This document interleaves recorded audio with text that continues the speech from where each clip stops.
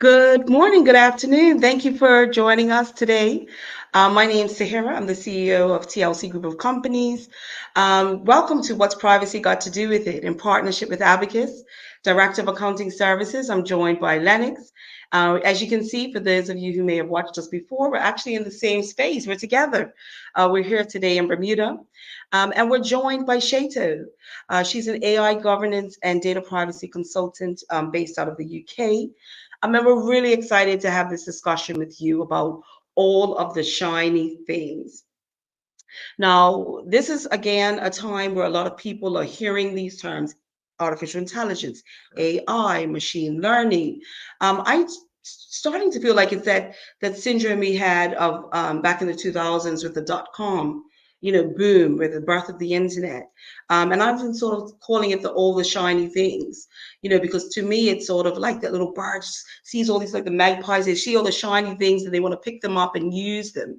So Shato, what do you think about when you hear the term all the shiny things?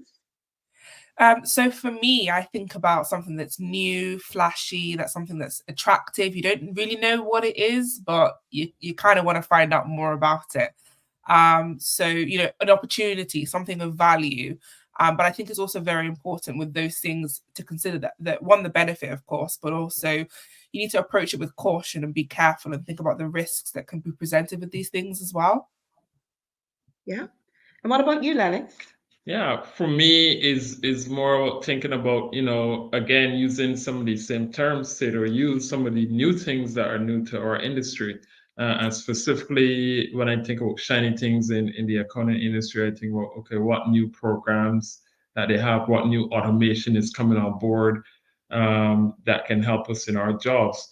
And as well, you think about how it can help us, but you also think about, what are the risks involved with implementing these shiny things, because some shiny things are just shiny on the outside. But when you take a deeper look, there's not a lot of shine on the inside.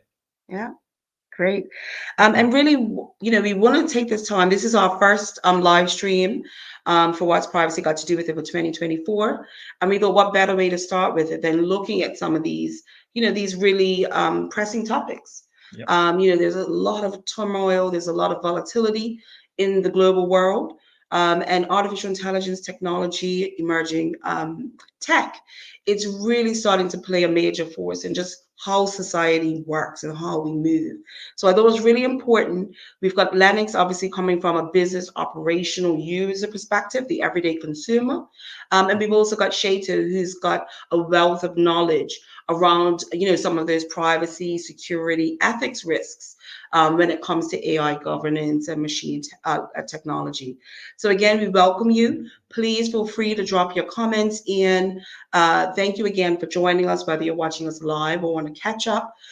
We really hope that it's a way that we can hear your thoughts and share our, some of our opinions around this type of technology. So firstly, that term AI, I think we hear it. If I had maybe $1, if I sat and watched the news and I got $1 every time I heard the term AI, I might be able to take more trips to exotic locations.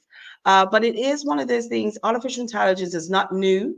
Many of us may have been using it for years and not really realized. So I think it's useful to sort of put it in that context that this is now, it's just sort of become more democratized where it's more accessible to many more of us than, if you're not in a university, if you're not in the technology field, you now have access to some really powerful tools. One of which is ChatGPT, which has sort of become synonymous with AI, right? So again, many of you may have used it. Feel free, let us know. Do you find that it's been helpful for you in your personal or professional lives?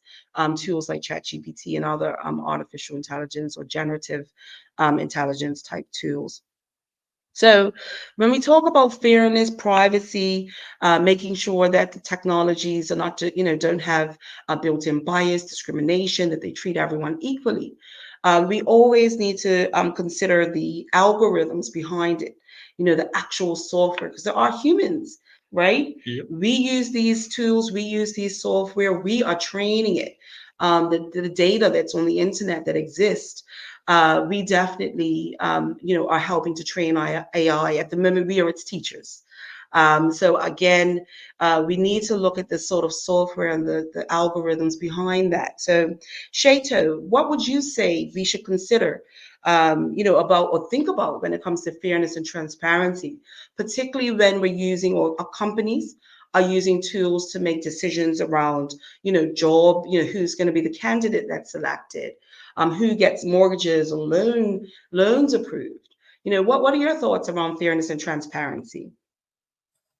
So fairness and transparency kind of lends towards what it kind of links in with black box technology.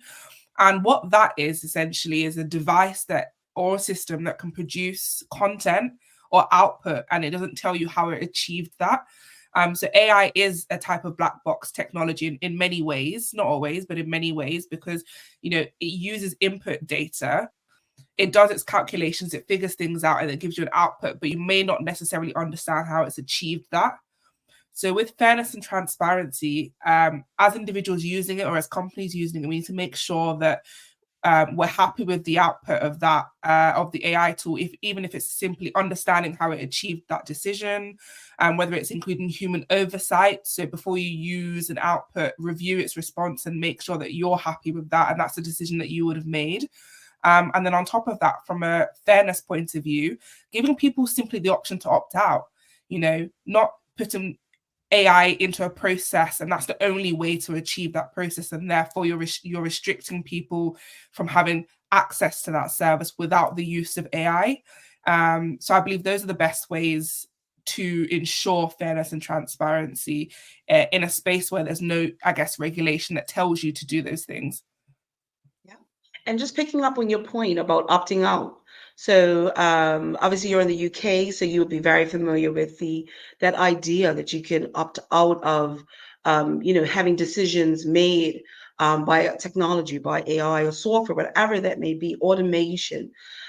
Here in the Bermuda and some other jurisdictions, there is not quite yet in their data protection legislations an ability for someone to object. They don't have the right baked into the legislation to object to some of that. Do you want to just maybe talk to those individuals who may not have an understanding of this opt-out concept when it comes to these tools?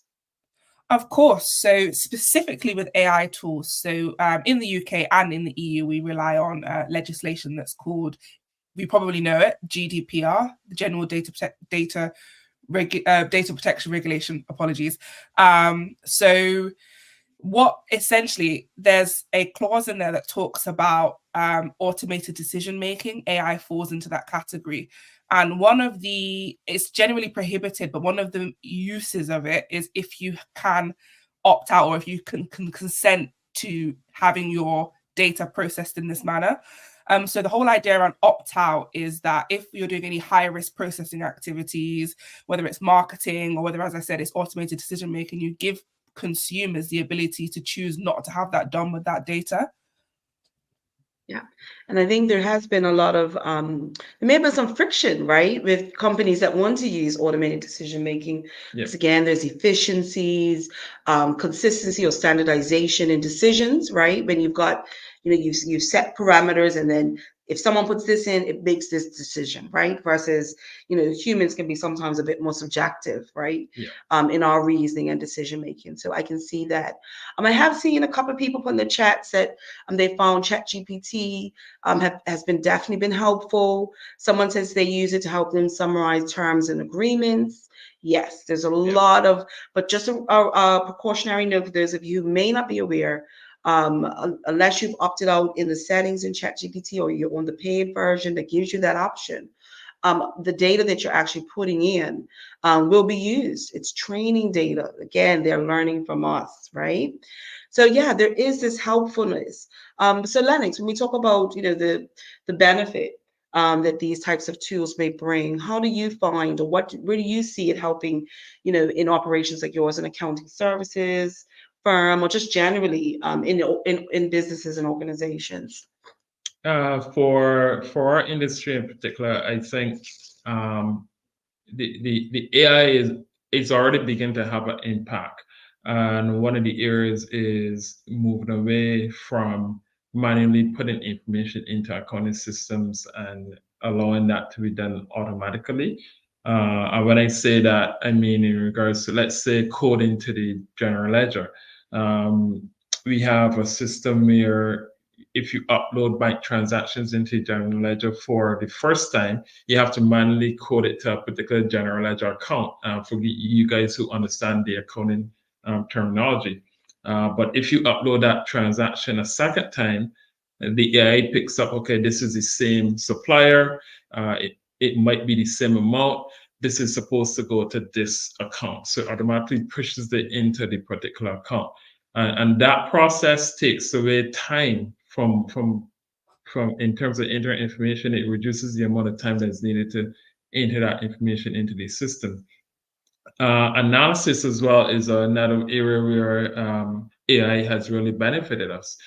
So ChatGPT, again, you can actually put financials into ChatGPT and ask it to analyze the financial statements. And it actually gives you an analysis of those financial statements in terms of variances. And what it cannot do, it cannot explain those or why they happen, but it gives you a pretty comprehensive analysis of the variances that are within those financial statements.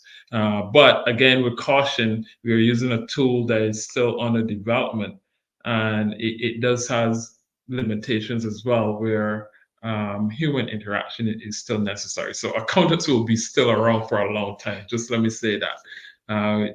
We are that human judgment, professional judgment is still needed in a lot of cases.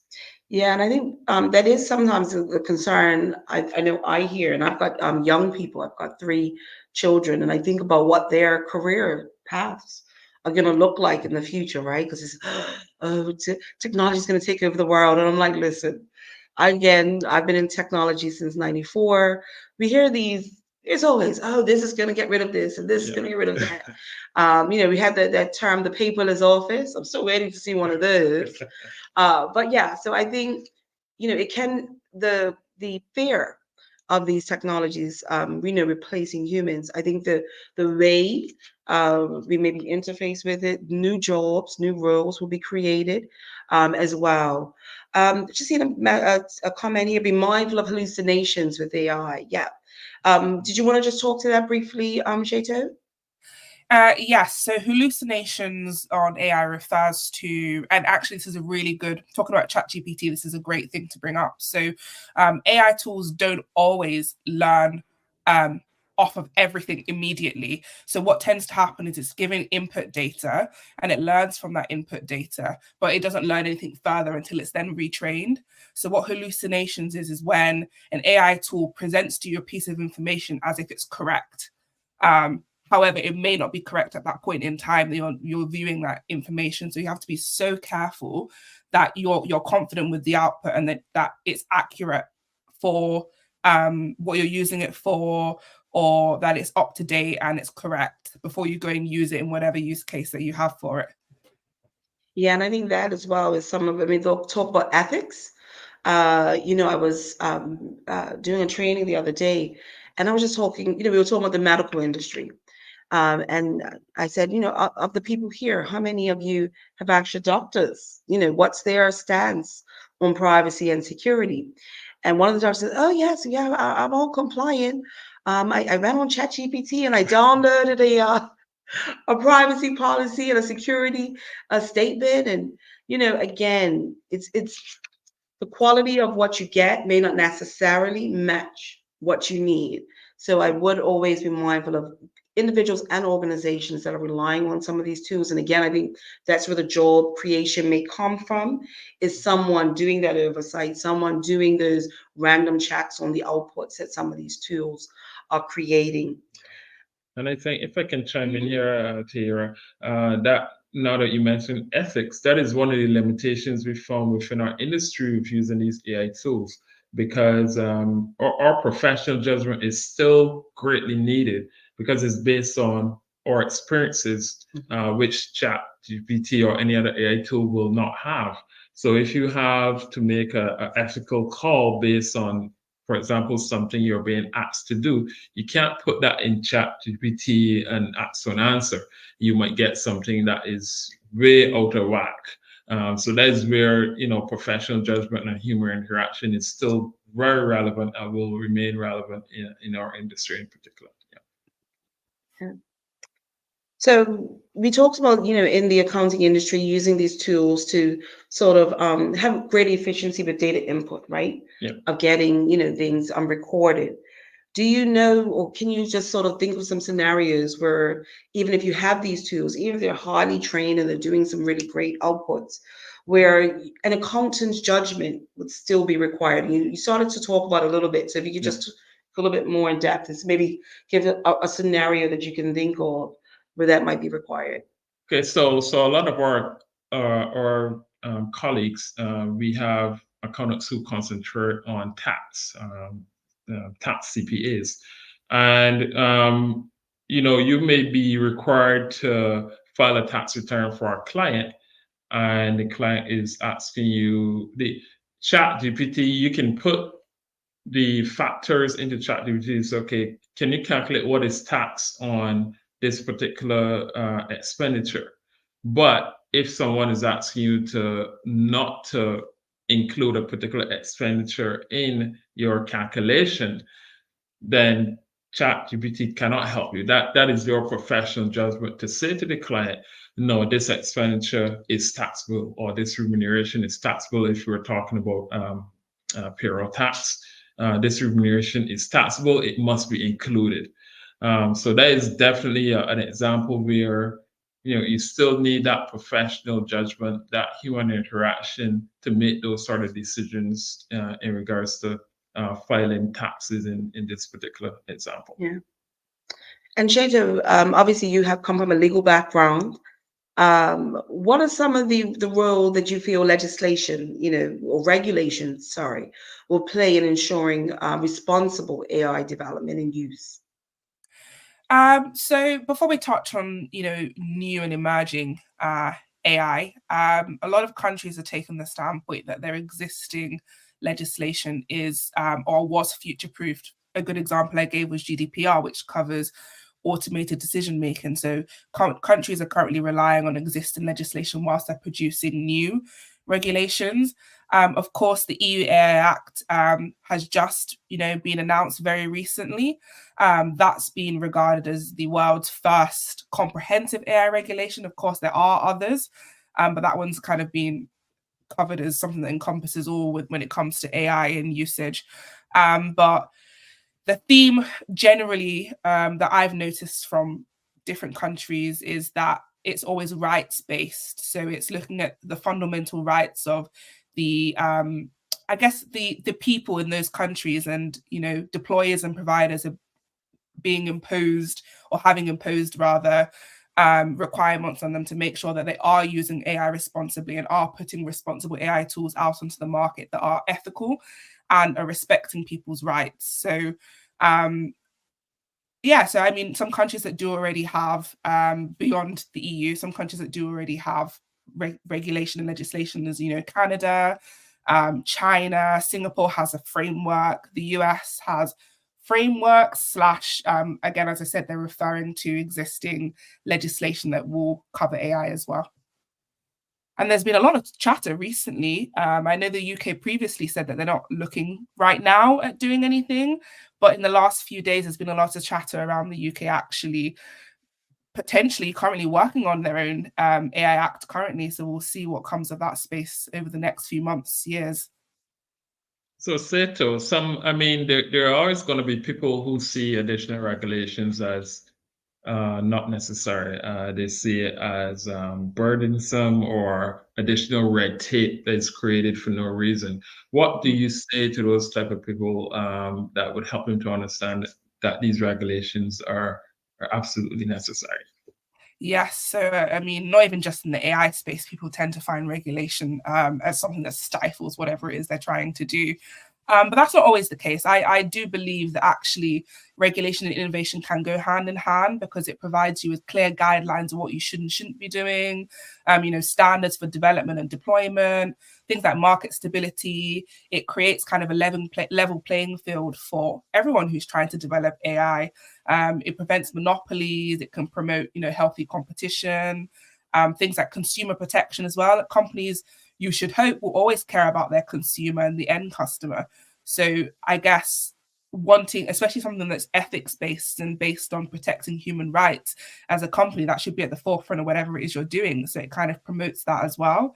And then on top of that, risk mitigation. So regulations can actually help mitigate risks that are associated with whatever AI tool you're building or using. And, things like privacy breaches, it can assist with that and making sure that you're considering bias within the decision-making process of using those tools as well. Yeah. So those of you who are watching or listening live, and I'll ask the question as well to Shetu and Lennox, is, these tools are supposed to make life better, right? I'm still waiting for the day I can be reading a book as I'm going to work in my driverless car that's safe and secure. I'm waiting for my little robot butler that can do everything. The Jetsons. I grew up watching the Jetsons. I'm ready for that life. We're not quite there. But there's always this trade-off, right? Convenience versus privacy, security, access to our personal data. So I'll ask the people who may be watching live first, if you do want to jump in the chat. How far are you willing to go for convenience versus feeling like, okay, maybe this is just a step too far? So feel free to drop that in the chat. But I'll ask you, Lennox, while we're waiting to see if anyone wants to respond. What limit, what would make you say, okay, no, this may be just too much? What sort of considerations would you have? I think for me, if I need to disclose too much of my personal information in order to get assistance from AI, that is really my limit. And I'm very, when it comes to risk, I'm very risk averse. So it might be a great return in terms of you giving all the information necessary for a particular answer you're looking for. You might get a great answer, but I'm risk averse, and I'm not willing to take the risk of putting my information up there, because then I don't know where it's going after I have put it into this AI tool. Whatever it is, I like to safeguard my personal information. Okay. What about you, Shetu? I mean, I before working in what it is I do, I'd say I was probably way more careless and kind of the opposite to what Lennox have just said. But definitely in the last few years, I'm so careful, and I know that these tools can be very useful and can help you in your day-to-day. But you do need to be, especially with your own personal data, especially something that's beyond basic personal data. You have to be very careful with inputting your information and putting out on the internet, because it can end up in the wrong hands. Yeah. For me, I'm more calculated. So I would, weigh the risk to myself or my family or my personal health and safety around whatever it is I'm doing. So perfect example, my son works out, he goes to this gym, and he was like, Mom, come with me. I'm like, okay, let me go. I'm trying to be fit in 2024.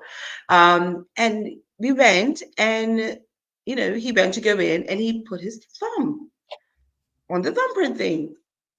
This is not, a chain gym. It's not this overly secure gym. It's just some equipment in a building. And I said, do you do that all the time? And he says, yeah, you had to sign up. So I nicely, obviously, with my little, data privacy and protection background, I asked for the manager. I said, listen, requiring a thumbprint, something that is me that I cannot change, that if it was breached will cause real harm to myself. I'm not doing it to come into the gym. And I suggest that you look at your terms and conditions, a requirement. I can understand you want to be secure, self-service. There's other technologies, right? Sometimes we're so quick to go to what we see on the TV, right? Or what, what's new and is being promoted. So for me, it's always, if it's anything to do with my biometrics, I am very, very hesitant because, again, that's not something I can easily change or can change. And then anything that's health and safety. So I really, really would love to have a driverless car because I hate driving. But of course, technology isn't quite there for me, maybe for others. But for me, it's not quite there. So again, we all have our own personal response to some of these tools. We've got here in the chat, since the human element is required to train AI, I have a concern about overcoming human biases. Yeah, definitely. We sometimes forget that there's people behind these technologies, there's people behind these platforms, right? And especially the training data. And I think I'll let you just touch on that a bit more, Shato, because you'd have a lot more insight into that. The data that these tools are using to come to decisions, to give us outputs, that can have real human biases. So, do you want to just touch on where the data comes from that these things are relying on? Of course. So you're right. There is a human element required. A human gathers this data and provides it to an AI tool. And I guess it is down to the company or the person who's gathering this data to make sure that they're actually collecting representative amounts of data that will, I guess, eliminate the chances of bias. But, you can't rely on, that they're supposed to be doing something. You need to know that they actually are. And that's kind of where the EU AI Act does come in, and it does protect the rights and it does help to eliminate bias, because the whole point of it is to prevent those situations from happening. So one of the requirements for certain types of AI tools is that a company must be able to provide like an accuracy rating, for example, and be able to assure you that the results and responses of the AI tool is accurate. But of course, that's why human involvement is also very important on the other end, on the output, and making sure that there is a person who looks at that and says, do you know what, I think this is kind of giving us false information, or it's kind of exhibiting bias in its response. And then the human can kick in and then prevent that from, of course, becoming somebody's outcome. So I think it's very important on both sides. But yes, there is definitely responsibility on the human as well to make sure that they are not producing biased tools and putting those out into the market. And I've got another comment here. Someone who agrees with Lennox around, giving personal information. And his partner says she'd only trust it to do some household chores. And then another one, privacy is vital in addition to the intent behind the one who trained the AI. Yeah, I think definitely, even we're starting to see it, with politics, and the curated view that we get from going onto social media. These tools are sometimes making decisions about what we see, right? Social media is very much curated based on what we've been doing, also behind the company. What are their intentions? What are their objectives? So definitely I think it's going to put a little bit more of ownership, because before it was, we do have the big tech companies. But again, I think because now it's touching our lives in a more intimate way, I do think that these tools are going to require us, I really push for anyone who's a teacher or an educator to get somebody, regardless what subject you teach, to be able to have some thoughts and conversations with the students around, how we will be using these tools going forward in the future. Because again, as I say, my personal reference, I want to make sure my children can have a job and that my children can flourish. If we cannot interface with these technologies, we have this digital divide, right? We have this, some people know how to use it, some people have access, and some people don't. So there is this danger that it can deepen some of the divide between the haves and the have-nots, right? I think there's been some films and movies over the years about that, where you've got the people who are sophisticated, have access to the technology, and then those who don't are in the wastelands, right? They're just sort of living, vicariously through whatever they can, whatever means, and everyone else is in this this safer and more plush environment. So yeah, thank you. Great comments, guys. Keep them coming. We really want to hear your input, particularly for today. It's not, It's a little bit different, I think, the conversation we're having today than we've had in some of our previous live streams. We're, we're all figuring this out together, Yeah, right? it's a work in progress. Mm-hmm. And speaking of, the way we use things, the topic Internet of Things, IoT, maybe about 5 years ago, it seemed to be a real push. Everything was, your washing machine, your refrigerator, everything in your house was going to be connected. It was going to be so great. I'm not quite sure. I don't have a house like that yet. I'm like, to be fair, as I've seen the technology develop and some of the risks, I'm even less inclined to actually have a house like that, because I watched a movie maybe about 3 years ago, and it was a smart house, and it got hacked and the person couldn't even get out Oh. because they couldn't open the doors or the windows. It was just awful, right? So these are some of the things we have to consider when we talk about, Internet of Things, these smart devices. We have this, again, we've got a little bit of a generational difference between myself, Lennox, and Shato. Where Shato, maybe talk to us about maybe some things that you had growing up that Lennox and I may never have even thought about, having this option in the home to be able to make our life easier. Can you think of anything like that? Yeah, so I think I'd say from the age of 5, because I don't remember anything before that age. I was kind of in that generation where the internet wasn't new. That had always been around as far as I'm aware. But we were getting mobile devices. So things like, we're moving away from the plug-in PlayStations to having, Nintendos and PlayStations you can hold in your hand.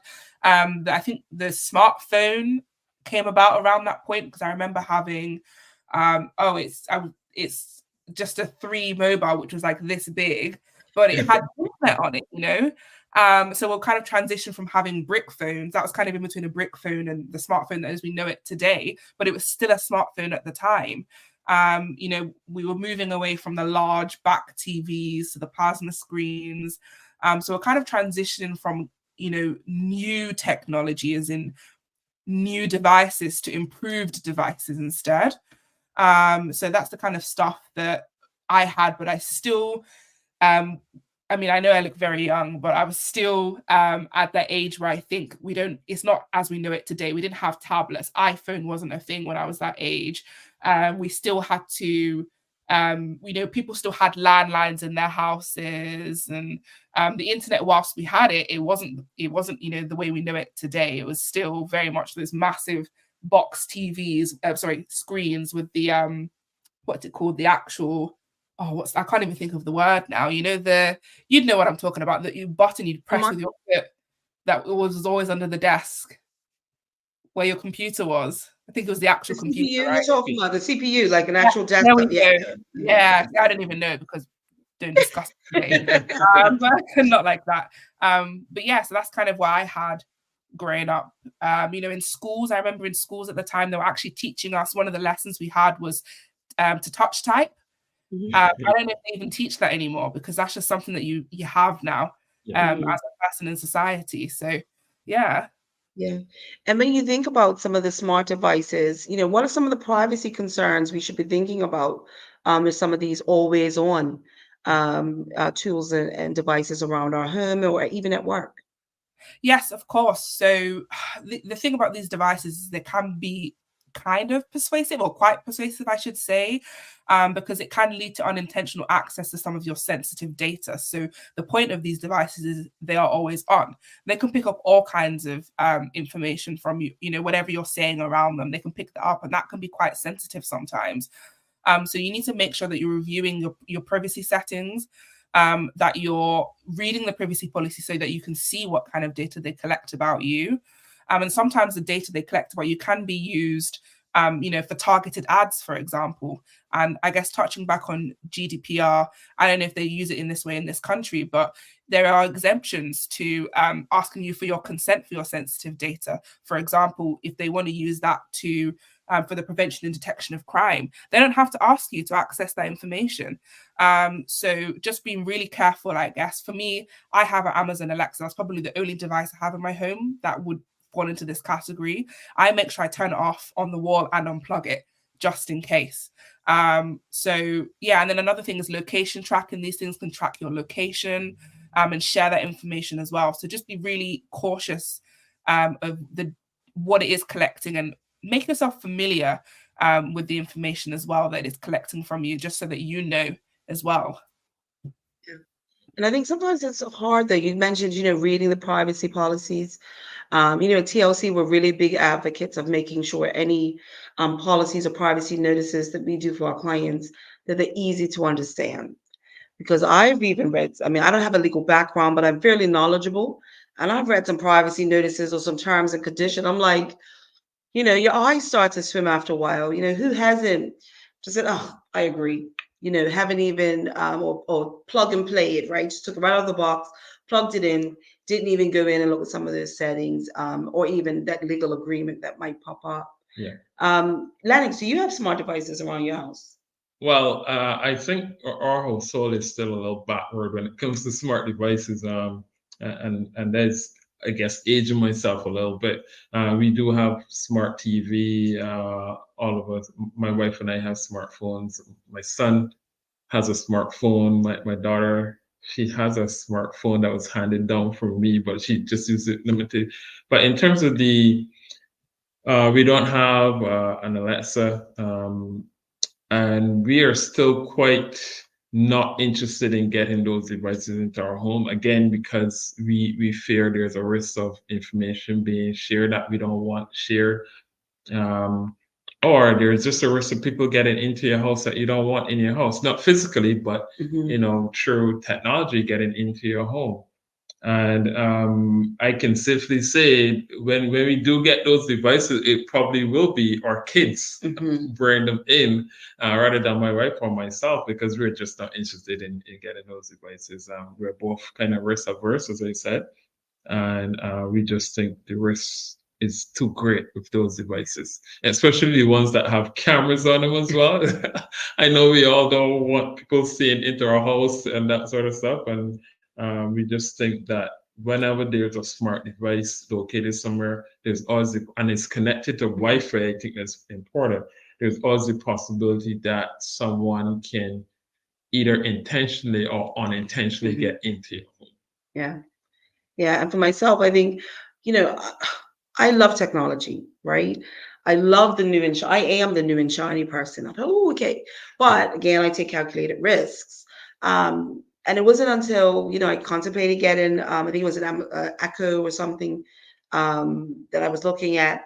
And then I actually was reading, that, there's humans that actually have access to your output, to what these smart assistants are picking up, right?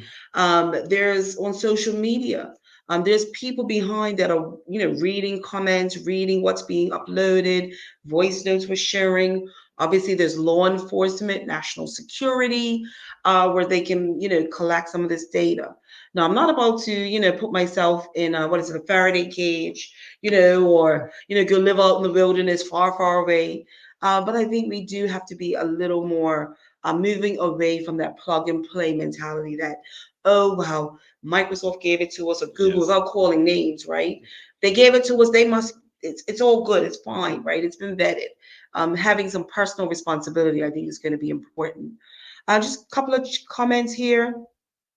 Yeah, one of the biggest workplace trends or concerns that people have for 2024 is being replaced by AI tech. Yeah, again, I think it's going to change possibly. I've seen three or four waves in my lifetime of being replaced by technology. Yep, some roles, some jobs may go. But again, I think it's up to us as parents, people that are educators, government that funds and gives room for innovation, that people can get those digital skills that's required to prosper. Yep, HR refocusing on training staff to use AI. Yes, if you're in HR, you really push for professional development in these areas. Another comment, it'd be interesting to see if then we can get to the point where AI is just running in the background and the person using it does not know or possibly care. I think we're at that point where it does run in the background a lot of times that we don't know. And some people just don't care. Again, you're going to have those people that, they feel it's already, I'm already being tracked, I'm already being monitored. So, and I'll be like, okay, to those people, I would say, okay, well, Open your bank account. Let me have access. Right? If you're already being tracked and monitored, you don't care about your privacy, then show your bank account. Put a screenshot up on your WhatsApp status or something. Um, we got someone here. So they're like you, Lennox, Alexa, Amazon Echo are banned from my house. Of course, our phones are doing it. Yeah, definitely.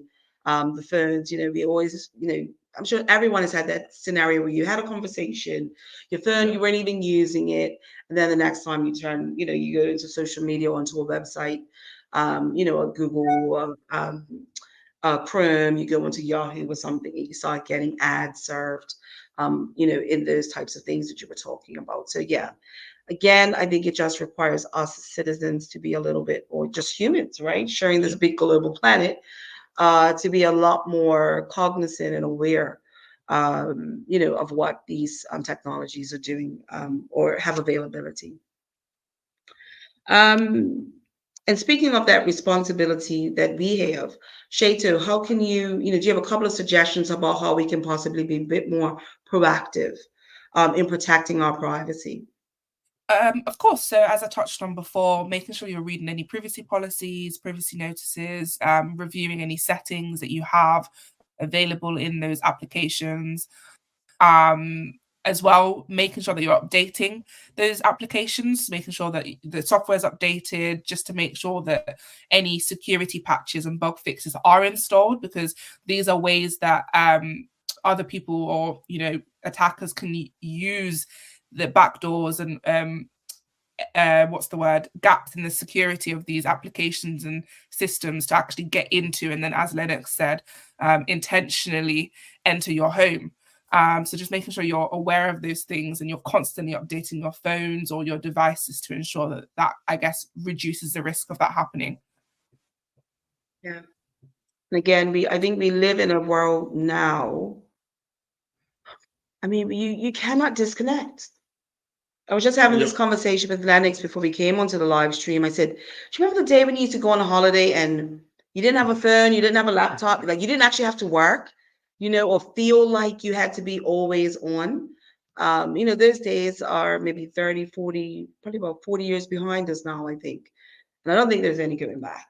Yeah, there isn't any going back from that, even if it's just a phone. I mean, most of our smartphones have one, or email app. So even if you just travel with your phone and leave your laptop at home, you're still connected in such a way, and there's still information coming to your email that can somehow get in the wrong hands. Yeah. And, I think growing up, there was this perception that, people in sort of the global West, had access to all this technology, people from like the southern countries and Africa, Eurasia, things like that they didn't.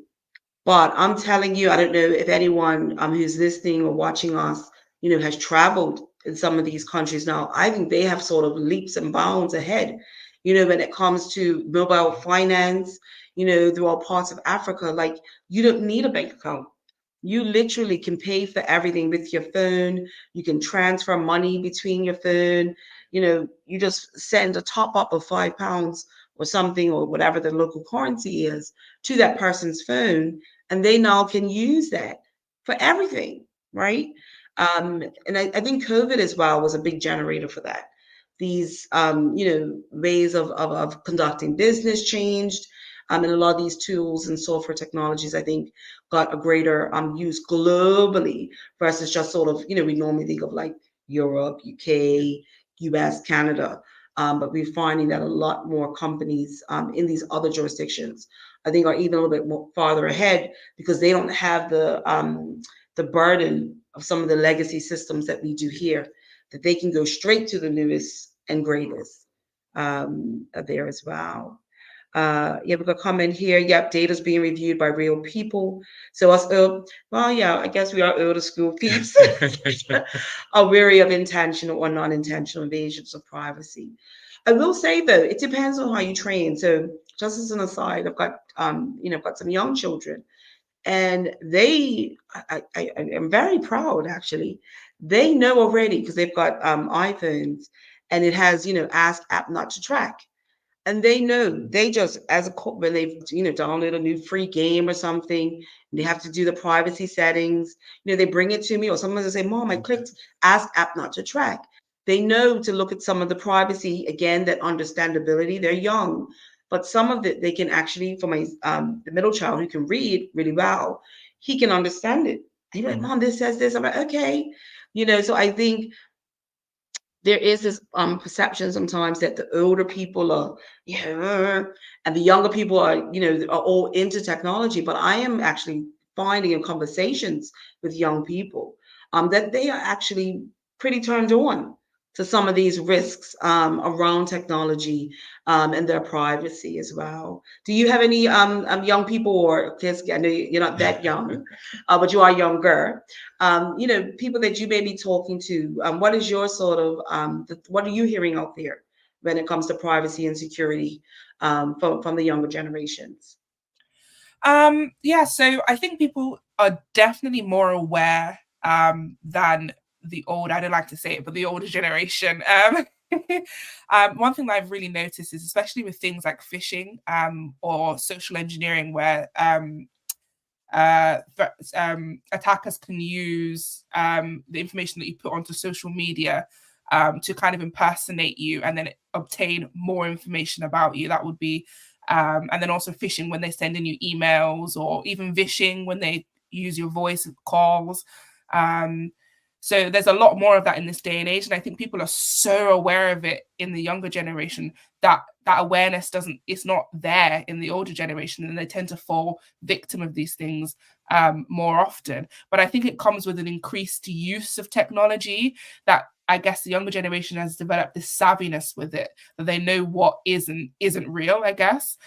For example, I got a call earlier today from Amex, and she asked me to confirm my date of birth, but I was so wary that I just kind of said to her, how do I trust that you're really calling me from Amex, and then she had to then prove to me that it was a real call. But I'm so hyper aware of it now, and I think that's separate to even working in this space. I think just my generation and younger, we're so hyper aware of these things that it's kind of been instilled in us from such a young age due to having such access to all of these things at a really young age.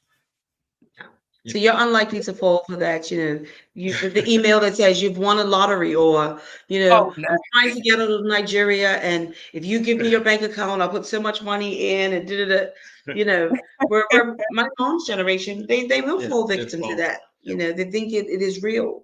So yeah, I think there is that, that it will be that shift, as people get older and the younger generation matures. We may find them sort of holding these tech firms' feet to the fire a bit more, and then really questioning it. We got here. Yeah, they were somewhat living in the Jetsons age. Yeah, we're not quite there. I'm still ready for the robot. Like someone said earlier about having their wife says they don't mind them doing household chores. Yeah, I'm all for that. But we're not there yet. And then I guess in the last sort of third that we have left today, again, apologies for starting a little bit late. Just had a quick, a little bit of a technical issue, but we thank you for sticking around to make sure that we actually were coming online. It's this idea of facial recognition and digital IDs. There's are some real uses for it from a national security perspective. Verifying. You mentioned vishing, Shato, and the other day my team wanted me to. Because obviously, I'm busy, I only have so much time. They were like, oh, can you, I think they use 11 layouts, which is, it's a voice generator, right? So you put the text into speech. But it has this option that you can upload your own, a clipping of your own voice, and it will be able to become you, right? And at first I was like, oh my God, no, I'm not doing that. Someone will have my voice and they can impersonate me, and then they call my mom, and they're going to take all my mom's money because she thinks I'm, stuck in Timbuktu, right? But then I thought about it. I said, I live stream all the time. There's videos, YouTube, Facebooks that you can go get my voice, and that's a clipping of my voice, right? So again, there's a calculated risk. Again, I'm still not sure. I haven't decided. So if my team's watching, I'm not sure still if I'm going to do it because they were trying to, of course, improve productivity. so that they can generate some voiceovers using my voice for some videos versus waiting for me to have time to record them. But yeah, again, these are the things that we actually have to start thinking about. But again, because there's so much of our data already, there's so much of our image and likenesses that are available easily on the internet, or Beyonce's internet, as they say, that we do still have to make those calculated decisions. Thank you. Someone here says super interesting. And then speaking to younger people, they're willing to risk being hacked in their quest for technological advancement. Yeah. Sometimes we all want the latest and greatest, and who cares if there are some risks around that? There is that mindset. Unfortunately, I think it's what is it? If you don't listen, you must feel, right? When it happens to them, or there's an issue, then we sort of have that regret, or 2020's hindsight, or you have hindsight 2020 vision. So the final thing we want to talk about again was security, national security, surveillance, particularly around facial recognition and digital IDs. So, especially with nations, there's this friction between, there's a lot of nation state warfare, especially in the cybersecurity world, as well as in the physical, war that's going on in lots of states or lots of jurisdictions. Airport security coming through. Here in Bermuda, we've now got this great new airport we've had a few years, a lot different than how it used to be. You just putting your passport in and it's scanning your face and things. These are all things that sometimes you just can't get around, right? If you want to go into certain countries, if you want to go into certain buildings, if you want access to certain services as a citizen, a lot of things went online during COVID, right? So how are they proving digital IDs is still a major talking point in a lot of countries about having everyone's trackable, right? Whether it's through an app on your phone, a physical card that you carry, or, we always talk about this Armageddon times, people have, a chip or something under their skin, right? That's what everybody's always worried about, like, oh, the mark of the beast, we're going to be tracked. But again, this is a conversation, even outside of emerging technologies and software and AI. How does it mean that we can move through the world without being negatively impacted by some of these things? Just concept in here, comment. Finding the balance of protection, understanding, and teaching. Yeah, being a parent of young kids. And also, protecting our parents, the older generation who may not be so quite so tech savvy. And I love the term you use, Shato, hyper aware of how their personal data is being used. Another comment: I'd only trust digital IDs willingly when it's on the blockchain. Again, these are conversations we as citizens and residents of certain countries will have with our leaders, with our governmental politicians. Why are the decisions being made to roll out these particular technologies? Facial recognition technology is often, promoted as a way to ensure safety and security. But Shato, we do know there are some concerns about bias and discrimination with that. Can you just maybe touch on that a little bit more? Yeah, of course. So facial recognition tools, algorithms have actually been found to exhibit disparities, especially when you look at certain demographics. So women and people of a darker skin tone tend to find that it doesn't work as well for them, largely due to again, going back to the point that someone made around the input data that's going into these systems and what these systems are learning off of. But that can actually then lead to higher rates of misidentification, whether positively or negatively. So actually, interestingly, there was, I think it was, I can't remember what year it was, but the Met Police trialed out this facial recognition software where it scanned a large area of people anyway and tried to identify people in that crowd. And it was actually, I can't remember the exact percentage, between 80 and 90% inaccurate, which is a huge percentage there.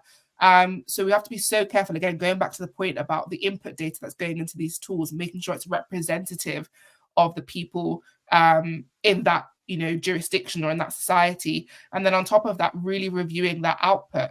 And then another thing with these tools as well, especially with bias and discrimination, it can actually perpetuate institutional and systemic biases that are already present. So things like racial profiling, if it's used in law enforcement, it can kind of add to already existing racial profiling as well, because it's learning off of the data that's available in those systems, and those systems already contain biased data. So that's, I think with these facial recognition tools, whilst yes, they can be useful, and yes, it does have some great security benefits, it does need to be taken with a pinch of salt, and it does need to be approached with caution. Yeah. And the other side of that with the digital IDs, again, there's obviously cost efficiencies for government services. And digital IDs is basically, it identifies who you are in a digital format. As I said, it could be an app, it could be an actual token or something that you're carrying around that would identify who you are. That could store a lot of information. That could store biometrics, our address histories, work histories, everything of who we are could be stored on some of these types of IDs. If you were told, Lennox, to live in Bermuda, you have to have a digital ID. How comfortable, what sort of decisions or reasonings would you put behind, assessing the use of a digital ID? I think my first thought would be, how is this information that is being stored in digital ID being protected? I think I would have a lot of questions around that. And then if I'm not comfortable with the answers I'm getting, then I might say, no, I don't want to risk that. On the other hand, if I'm comfortable with the fact that it's being secured appropriately, properly, then it will be okay. But again, as you said, so much information can be stored on these digital IDs, then it increases the potential or the risk that more information about you is going to get out there for some reason. And again, with the facial recognition as well, I think is basically the same thing. It has its benefits in regards to security, but then it also increases the risk of that information being used for not good stuff. What about you, Shayta? What sort of thought process would you use when considering whether to sign up for? Because again, some countries will trial these things. Yeah. And will be asking for volunteers. What sort of thought process would you do to decide whether to accept a digital ID? Good question. So I'd be curious to, and it's probably again because I'm in that space, but I really want to understand their security controls. How is my data protected? And then on top of that, who's my data being shared with? I'd want to read their policies around, the privacy policy around that. But ultimately, I don't agree with it being something that's a requisite for having access to a service. I think that a company telling you that in order to do something or be a part of something that you have to sign up and have a digital ID, I think that that's a red flag in itself, and you probably should stay away. Yeah, again, these are all decisions that we're going to have to make, as we increasingly digitize our lives and become even more interconnected. So, well, listen, I know we're running a little bit over, but again, we did start a couple minutes late, so I wanted to give an opportunity to, just again, hear your thoughts and share some of our, professional and personal opinions around this space. So we really do appreciate you. There are models that you can use if you're an organization looking to adopt new technologies, new tools. The Gartner Hype Cycle model is one that you can use to be able to, go through a process of assessing whether that's really the tool that you need, based on the needs of the business. These individuals have a lot more conversation. So those of us who are knowledgeable about this space, share it, talk about it when you're, at the football game, or, you don't want anyone to run away from you, because when they see you coming, they're like, oh gosh, they're going to start talking about privacy and security again. But again, just having these conversations with your community and your network, I think, is really important. because at the end of the day, we do all share this world together. So again, thank you to those of you who've shared your thoughts and comments. We really do appreciate you. And we hope that you'll tune in next time. Again, Lennox can be contacted through Abacus. Lennox, did you want to just do a brief overview of Abacus for those new people who may not be familiar with your organization? Yes, sure. So Abacus is a Bermuda-based accounting firm. We offer accounting, bookkeeping, payroll tax, and training as well. And we've recently gone into advisory, so we can be contacted. You can go to our website, abacus.bm, or send us an email at info@abacus.bm. Yeah. And Shato, did you want to let people know how they can maybe just hear a little bit more or reach out to you?